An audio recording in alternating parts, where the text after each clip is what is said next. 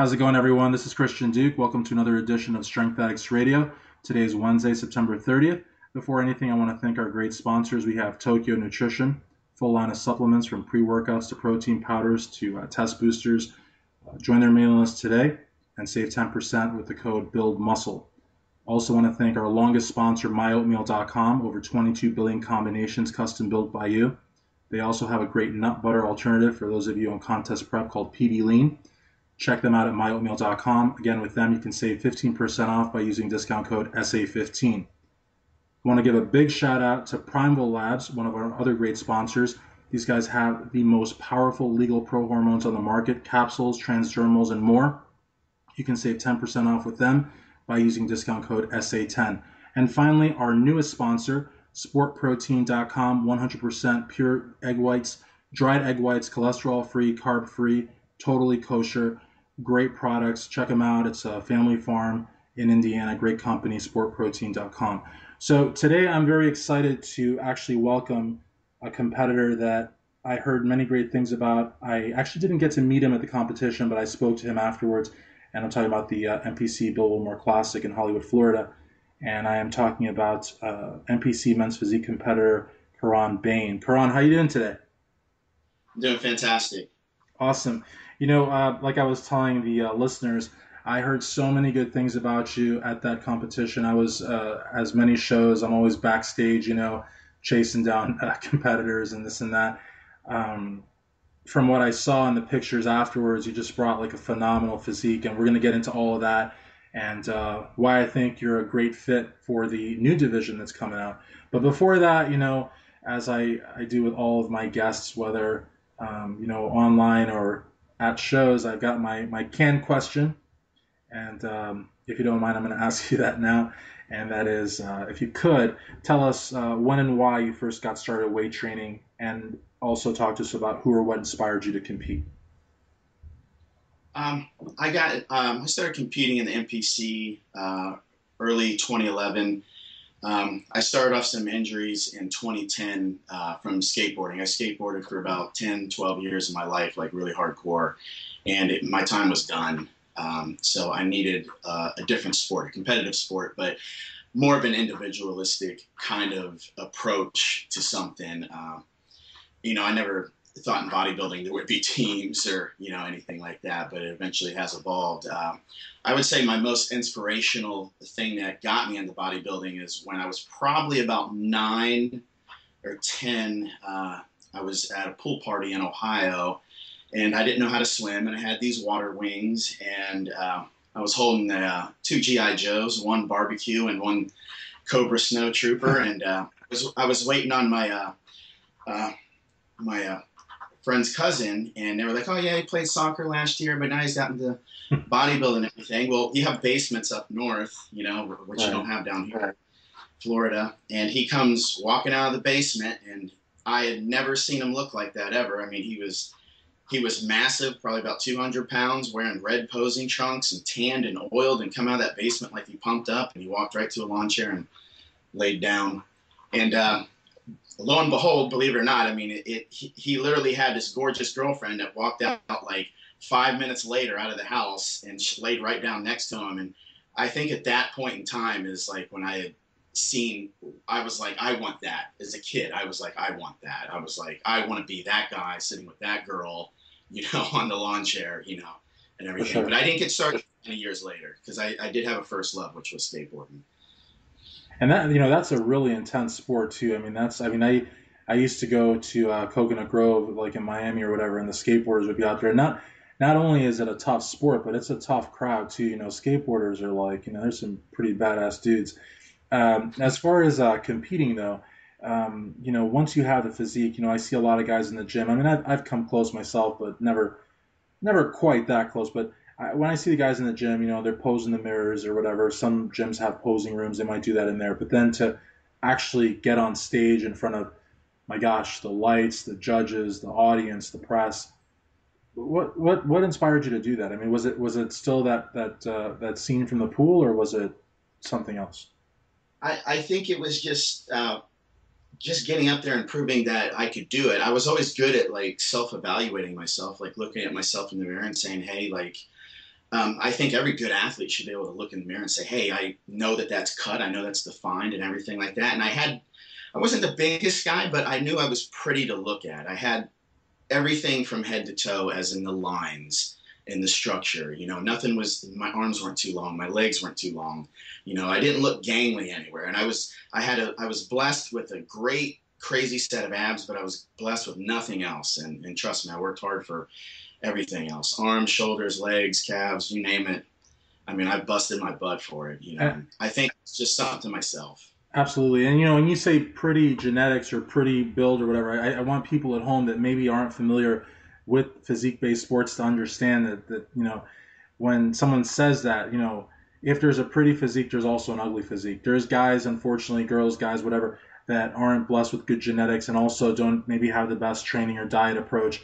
And they actually, the package they bring to the stage is it's actually, an ugly. I mean, if there's a pretty physique, there's an ugly one too. You know what I mean? And so not everyone brings the right, that right look. And in fact, some competitors can actually do very well with a horrible looking physique. But I am, of course, a fan of the classic look that you have, and that the guys from the golden era of bodybuilding have, and that some guys also have today.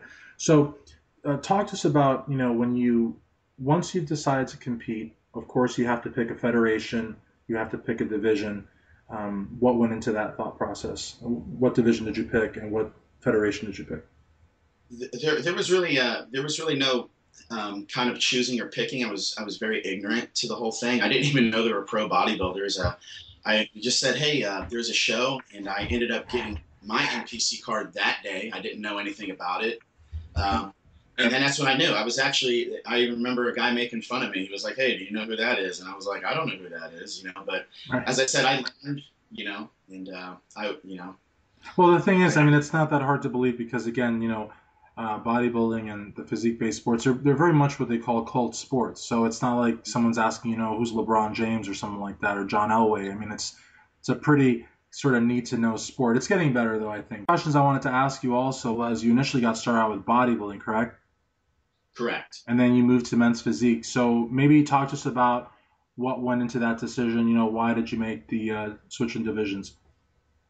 I made the switch in divisions with the thought in mind. It was just no matter what I did prior to the 2014 Tampa Pro Extravaganza, I realized at that point in time, about a month prior to getting on stage, I wasn't going to be a 240, 250 pound guy. I just wasn't. And I had to just come to that realization. And plus, I was a little tired of eating a lot of the food. I was eating up to about 6 to 7 pounds of tilapia a day, and Jeez. like the asparagus, and it just wasn't worth it. I mean, to me, it wasn't worth it. And my kidneys were kind of like tweaking out a little bit on certain things I was taking, and I was just like, why don't we just relax, use these abs that I was given, use these shoulders I was given, and just try to, I almost wanted to say, like, why don't we try to coast through men's physique, just kind of have an easy streak, but men's physique is a very tough division. It is. It really is a tough division in the sense that I think that because of the fact it's so new, and I think depending on where you are, how the judges look at you, you could win. You could bring a winning physique to one show and then go to another show and place top five and not win it. Um, it's just what happens when you have something new. So how many shows did you do as a bodybuilder and then as a physique competitor total? I would say bodybuilder, I did roughly about close to about 14, Wow. just, yeah. And I was doing about 4 or 5 a year. And that was my, in a sense, I don't want to say my bad, but I was just, as I said, I was very ignorant at the time, and I wasn't going to national qualifiers. I really just didn't know too much about it. So I was just picking a show that might have been close, or a show that they said was fun, and all I was trying to do was just have a good time, meet people, and just try to be the man for the weekend. It really didn't really mean that much to me. But then after a while, it did start meaning something to me. I was like, why am I doing this? There has to be an end goal. So when I transitioned over to men's physique, the time you had seen me, I think that was my fourth. Your I fourth kept. show, yeah. Yeah, because when I I saw you at the Bill Wilmore Classic, and I got to be honest with you, like when I first saw you, I saw the pictures, especially. I was like, is this guy a men's physique? I thought you were a bodybuilder, and Yeah. you came in like so ripped and so hard. I mean, that's another terminology out there people may not know. When I say someone comes in hard, I mean it's like it's not just ripped. You could be ripped, you could be like skinny ripped, but you were ripped and you were separated. You had perfect symmetry. When you turn around, the back is lights out. So again, you just really, to me, look like a bodybuilder, but you were in board shorts. So yeah, and that was at the Bill Wilmore Classic. Hmm. Do you feel that maybe like I mean, you did so many bodybuilding shows. I mean, do you feel like maybe you have like some sort of muscle memory at work, or I mean, I don't see you as sort of that beach model stereotypical men's physique competitor, you know? Oh, well, as I said earlier, I think we just tried to really kind of coast on my abs, and what happened at that point in time is when I made the transition, I was kind of at that point in training where I was growing and I was going to be a better bodybuilder, but I didn't realize it. I was just getting Right. bigger. And a lot of people said, well, you downsized. I was like, I didn't downsize really. As a men's physique competitor, I was actually bigger and I kept getting bigger. So Right. I And kind of that, understand. yeah, Yeah. And so sorry. I was just trying to mimic everything that I had seen my pro friends do. I have, some friends in the pro ranks, and I just tried to mimic their conditioning, their hardness, their separation, everything like that. And I was just doing what I was told. And, I believe, with my size and my definition, I could stand next to top pros in men's physique, and you wouldn't even blink an eye and say, "Oh, he's not pro." You know what I'm saying? I would, I think I have even the right to say that. I don't think it was the right choice at the right time, but we did think it was the right choice at the right time. Sure. And what they started doing is, I believe that the judges started kind of maybe scaling down a little bit, saying, "Hey, let's try to look for a little bit smaller, a little bit leaner, a little bit more athletic." And I was just, I was hoping the next Billy the Bread Man. You know what I'm saying? So, you Well, I know, have to say, that show, I mean, even after, because, at first, a lot of your supporters were very upset, that you hadn't won the class, and I didn't read that correctly, and I got to like looking more at your physique and more at what people were saying, and especially people like Mighty Mike Quinn. I mean, you had a top level legend in your camp, publicly saying, look, Koran should have won this. Quran should have won this event, this and that, and that's huge. And the reality of the matter is, it sort of has been bugging me ever since I covered that show, because I felt like, how can you not give the win to someone that brought the package that you did? But again, the parameters of traditional men's physique, I think, were more so for someone of the physique of like the Jonathan Mordecai, who, again, if you compare Jonathan's physique to yours, no disrespect to either one of you, your physique is just leagues ahead of his. But if again you're sort of looking for a softer beach body type look, a more like men's health type look, then yeah, he would probably get the win. But that's not what the people wanted. You know what I mean? So I think that this new division that's coming out, this classic men's physique, is where the NPC and the IFB are listening to what the people want. But before we talk about that, of course, I want to talk about your approach to training, because a lot of people, are probably wondering how you developed this physique, whether you did it by lifting incredibly heavy weights for low reps, or, sort of the low to mid-range weight and the higher reps. I mean, I guess the question is, what's your approach to training? Do you go into the gym with a training partner? Do you log down everything you lift? I mean, just talk training. my approach to training is very old school. And I don't mean to name drop, but like, I think we really kind of need to go back to the 70s and 80s style of training, and I always believe that. Um, and Absolutely, we've yeah. that's something that we've lost. And what I always wanted, or I always kind of looked at like Ed Corney, Frank Zane, Serge Nubret, that small, tiny waist, those big muscle bellies. I always kind of wanted those big shoulders, big arms, nice calves. I just wanted to have that 70s look. That's all I ever tried to achieve. My approach to training is very high intensity. You can ask anybody on my team. Um, and then in the off season, I consider off season kind of like kind of like October to like January. I'll start dieting again on January 2nd. I'm actually going to skip nationals this year. Oh, okay. But those are my months of heavy training. Like those are 6 to 8 rep sets, 4 to 5, sets per muscle, and I blast it. I just go mental, if it's hawked up on a bunch of caffeine or something like that, I mean, it's a must. But then when it comes to prep time, I get very methodical, very strategic. My diet is definitely on point. Very plain, very simple. It's almost simple, stupid. And then I just go right into the show. I do a lot of posing, a lot of tanning outside, just like the old school guys did. And I'll do it right in posing trunks. So that way, when, I hit the shows, the stage, when they get that spray tan on me, I only glow even more. And I think that's another benefit from, just kind of staying outside, drying yourself out and everything like that. My approach is very old school.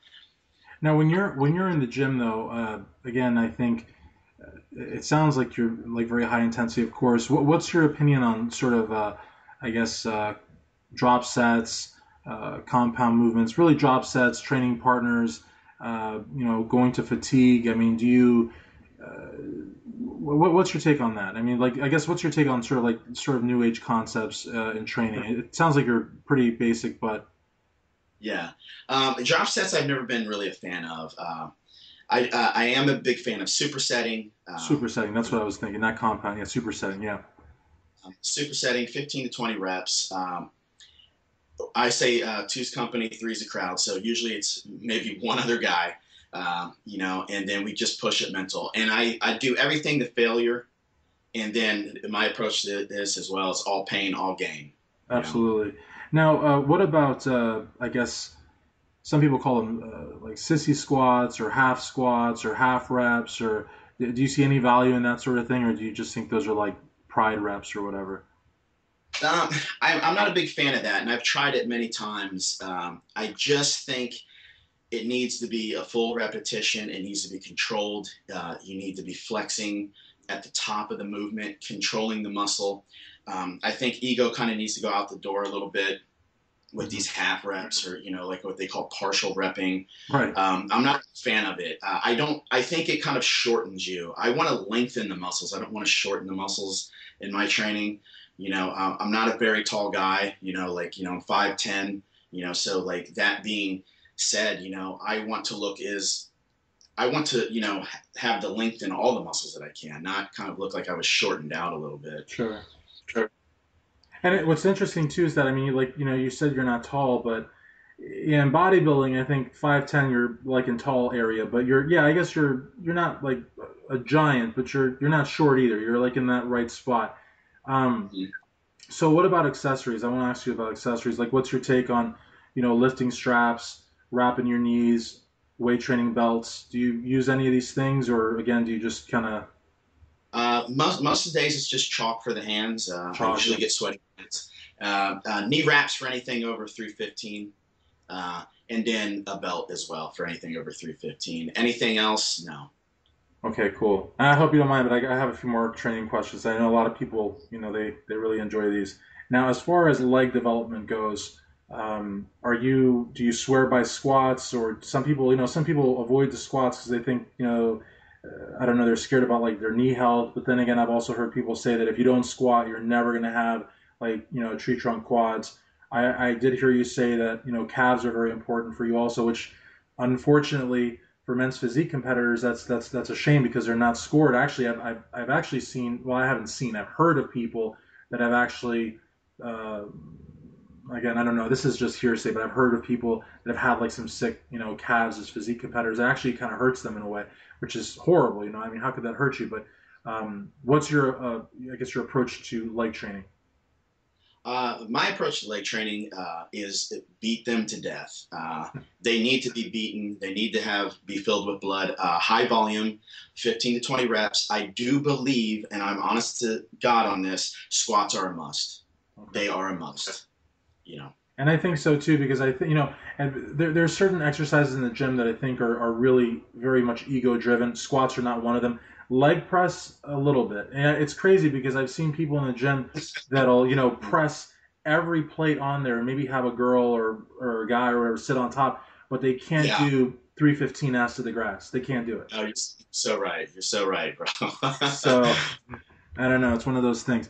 Okay, so let's talk a little bit about the diet. Now, I know you had mentioned that October to January is sort of the time where you kind of you train hardest, and I would imagine maybe like let loose on the diet a little bit, but maybe you don't. Do you believe in bulks at all, whether they're clean or dirty, or do you just sort of, I guess, eat clean year round? um, I would say I don't. The word clean bulk or dirty bulk, I think there's only dirty bulk because fat is fat.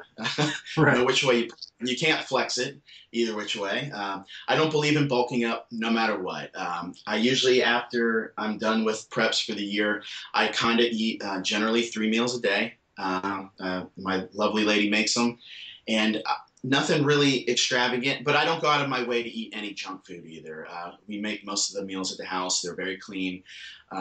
Usually at a workout, I usually have a normal Gatorade. You ain't gonna see me eating no waxy maize or powder for Right. some fucking can. Like Gatorade's just fine. If it worked for Dorian Yates, it'll work for me. For sure. Um, so yeah, not too strenuous, and that's about it. But when it does come to prep time, it is balls to the wall, balls to the fucking wall. Now, what do you think about these sort of these macro-based diets, or I mean, do you believe that a calorie is a calorie, no matter if it's fat, carbs, or protein, or do you believe that you're gonna build more muscle on like chicken breasts and brown rice or what? I don't believe a calorie is a calorie. I don't like when people say, "Oh, that fits in my macros," or "What is my, what's my macros for?" I fucking hate that shit. Uh, I believe clean food in, clean operation, clean, muscle activation all the way through. I believe dirty fuel in is just like putting bad, gas in a car, man. It's just gonna run like shit. So Absolutely. eventually you'll get, you'll get some buildup in the tank, and it's just got to go. It's just it ain't the best optimal thing for muscle building. I think we all kind of look bigger and look better towards prep anyway. In all reality, I mean, some people might disagree with that, but I'm sitting probably around like 209 right now. So What's your I look body fat right now? Would you say? 10% body fat right now. I usually go 6 to 7 year round, but after after that show, the Bill Wilmore, I was just like, you know what? Why don't we just relax, get my head together, kind of let loose a little bit. I mean, I had some pizza here and there, but we usually make it here at the house anyway. And I just said, let's just build, let's build. And when like as you said, the new class opened up, that definitely struck my interest. Um, Also, it really did. But I was very busy helping everybody on the team actually go to their shows. I mean, so I just got done with the show with one of my team members. So I got another girl going to um, the Diana Cadu Classic over in Coral Springs here in about 24 days. That's So awesome. And that'll yeah, be my next is to get her right and ready. But I'll still be busting my butt. Trust me, I'll be looking good, busting my butt. And for 2016, I promise I'm gonna look demon. that's awesome, man. And it sounds like you prep people and you work with people. So we'll get into that later on when we ask you about your social media links and all that. I want to talk about this new division, of course, that everyone seems to be talking about, and it's called Classic Men's Physique. It's as Jim Mannion said, it's not to be confused with bodybuilding, but I will say that in Europe they have a classic bodybuilding division, and I think for better or for worse, I think a lot of the fans here in the United States hope that classic men's physique will look more like the classic bodybuilding in Europe than it does men's physique, and I think there's maybe some hope for that. I think that again, so many people are sort of turned off by these massive guts, and not to say that all the top pros have them, but some do. And one gentleman that I was thinking of in particular is Brad Rowe, who a lot of the commentators at the Olympia said was just beyond condition. I mean, great hand glute tie-in, striated glutes, perfect abs, perfect balance, and he got 16th. I mean, he wasn't even able to do a posing routine. So they were saying he had to gain size, and even you look at top three like Sean Roden, last year, said you have to gain size, you have to gain size, and he gained the size, but you know what? He couldn't keep the cuts because, I mean, let's face it. I mean, you gain size, you run the risk of losing, your definition. So I think it's a great division, and I think it's a division you're interested in as well, right? Yeah, definitely. I definitely will be going to it. Definitely. It's a Absolutely. fact.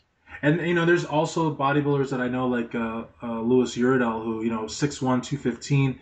I mean, I would think he would be a perfect fit for classic men's physique. I think also Mark Sindine, who I interviewed last week, who won the bantamweight class at the 2015 USA's, sort of speaks to the natural bodybuilders, a lot of which once they get their pro cards, they retire because they just don't feel competitive in open bodybuilding. Kind of like I think you were talking about earlier, you would never be that 250-pound bodybuilder. They also don't want to go that route, So this is an interesting division for them. One thing that I was interested also, Karan, is that Sadiq Hadzovic, who took runner-up this year, was asked after the Olympia whether or not he would do classic men's physique, and of course, I guess he was in an interview with Tony Doherty, and it was Sadiq, and it was Jason Poston, and they asked Sadiq first, and he was like, no, no, I'm men's physique all the way, and I think he wasn't expecting Jason to say that he was considering doing it. What would you like to see in this new division? Like, what about it really calls to you? Um, I think what about it calls to me is that finally there's going to be that window for, I hate to say it, the smaller guys. I don't mean to, I don't think the bigger guys are more genetically gifted by any means. I think they just have the ability to get bigger. I think there will be also that window. What I was getting very frustrated with in bodybuilding, especially in the last year or two, is that I was bringing in a nice flat stomach, really small waist, really nice skin, nothing broken out. I always had a nice smile, everything. And I want that to be looked upon as well, because I was going up against some ugly dudes. And I don't mean to be, I don't mean to be like just a dick. I mean, I was just like, God damn, how did that zit faced ugly motherfucker win that fucking class? I mean, it doesn't even look right. It's not even, he doesn't even look good. I mean, Right. these bulbous body parts that are just out of whack. And I was just, they were rewarding it for just, oh, he's larger, he's larger. And then, yeah, I'm here in Fort Myers, Florida, looking, watching Pumping Iron every day, looking at Frank Zane, Serge Nubret. I'm just watching it over and over and over, just like many of us do. And I'm just like, God, what the fuck did I do wrong? And I didn't do anything wrong. It's just, I'm not saying that the judges were doing anything wrong either, because they're always going to reward truly. I do think the judges actually do a great job. I really do. It's a tough job. But it's just the evolution of it. They were just going to reward bigger, bigger, bigger. And it just was. And now I'm hoping that the smaller guys with the nice waist, the nice taper, just an enjoyment to look at will be rewarded now, instead of almost kind of like shunned or pushed away, or just like, oh, he got 15th place, he got 16th place. Hell no. It's Yeah. about time that it kind of goes back to the way it was, or should be.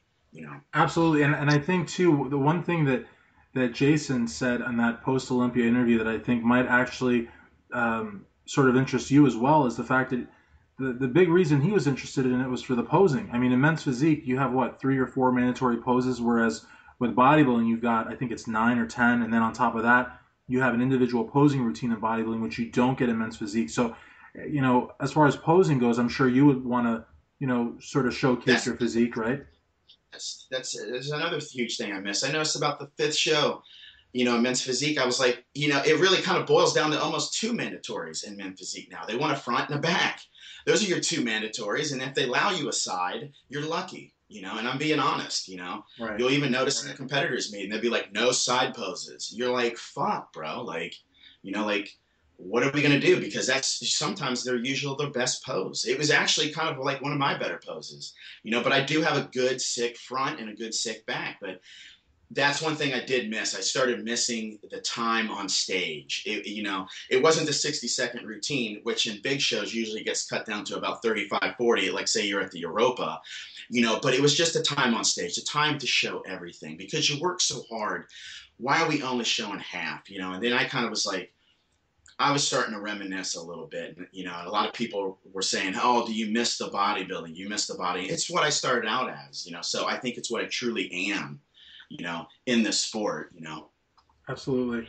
You know, and I think too, you know, as far as supplements go, also, I think that a lot of competitors are looking at classic men's physique and they see it as something where, hypothetically, of course, someone on, you know, HRT or TRT type levels could compete, not having to worry about, of course, I mean, I can't imagine insulin being, you know, necessary in classic men's physique, or synthol much less, or even growth. I mean, again, I think it would be like, you know, just very basic type supplements, maybe even just natural supplements. Again, if a guy, in my opinion, if a guy's under 5'6", and they come in, I'm talking just gnarly ripped, they can actually win a show. I mean, you know what I mean? Like they, you know, you see that in the bantams and sometimes even the lightweight, you know. I'm not going to sit here and lie though. Of course, you know, if you're above 5'7", 5'8", I think I definitely think you have your work cut out for you, and I think it would be very hard to do it totally naturally. But I mean, anyone, it's only impossible if someone does it, you know.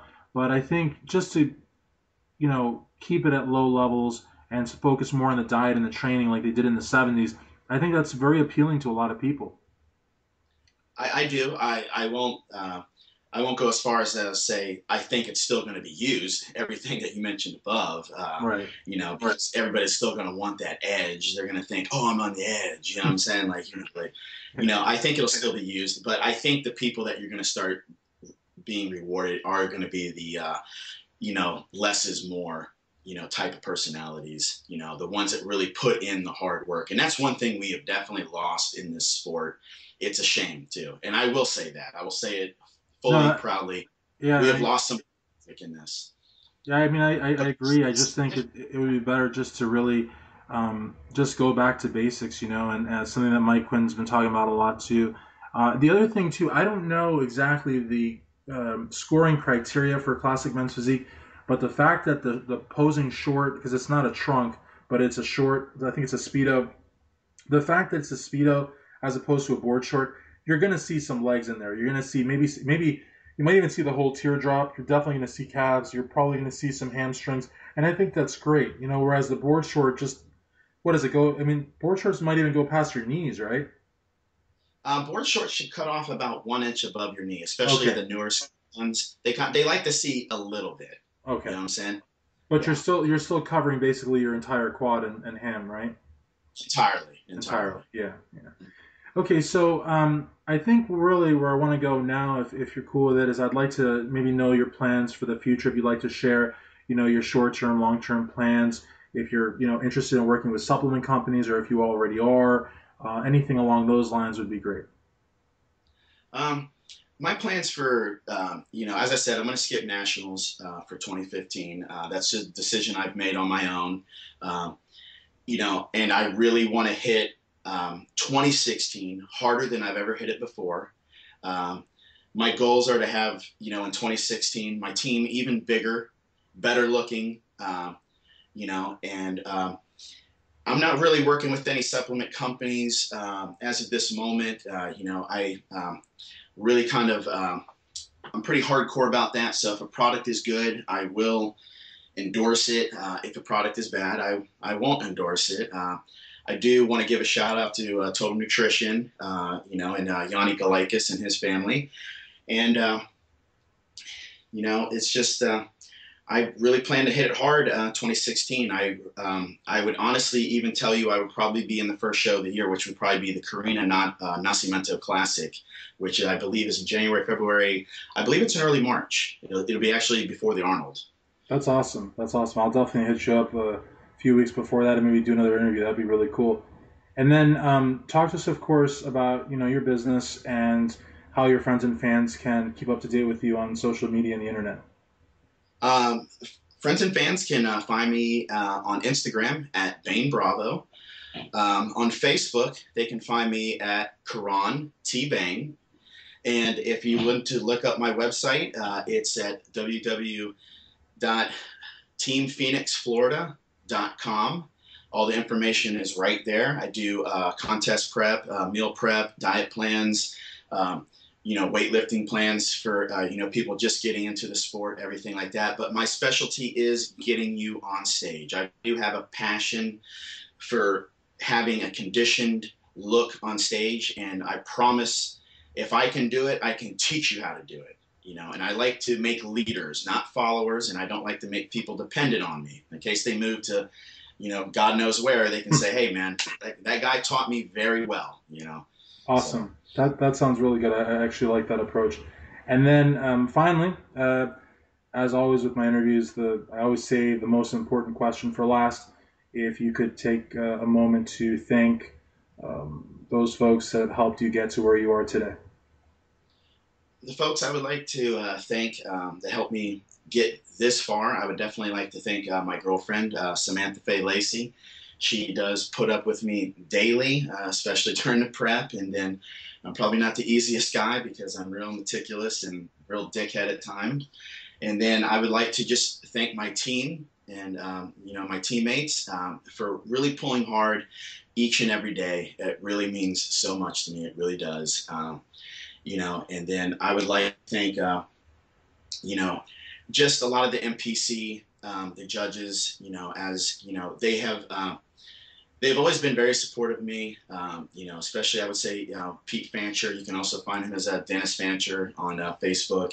Always has written very nice letters, has always stuck to my side, everything. So I think he's a big inspiration to me because he was actually a very big inspiration to me as in one of my first shows, as he probably gave one of the best speeches ever truly about bodybuilding and what it was and what it is. So I would like to give that shout out. And then I would like to thank giving me the opportunity to have this interview and have this coverage on Strength Addicts. Absolutely, brother. I really appreciate it. I think that there's a lot of greatness in the future for you. A lot of great stuff to come. I'm really excited about 2016, especially the fact that you want to jump on stage, like really when the year kicks off, which I think is great. I really think honestly that you're going to do very well in classic men's physique. I think you're going to be a force to be reckoned with, and especially in Florida. I mean, my gosh. You're in Fort Myers, I believe, but from what I understand, Florida's got over 100 different competitions. So again, you're like basically, I mean, you're in the best place in the country as far as competitions go. I mean, this time next year, you might be an IFBB pro. I mean, I really think this new division is really made for you. So Thank I'm you. really excited. Yeah, I think it absolutely. is. I'm Absolutely. praying. Yeah. you know. Well, I mean, praying is good, but like I said, I mean, you really have the physique and you have the work ethic, and that's a big part of it. And you're humble, which is important. You got a good girl by your side, and a lot of friends and fans out there. I mean, you've got everything there. So, 2016 might be the year for you. But I really want to thank you for taking the time. For uh, Anytime, brother. Anytime, man. Thank you so much for Kieron Bane, Christian Duke, StrengthAddicts.com.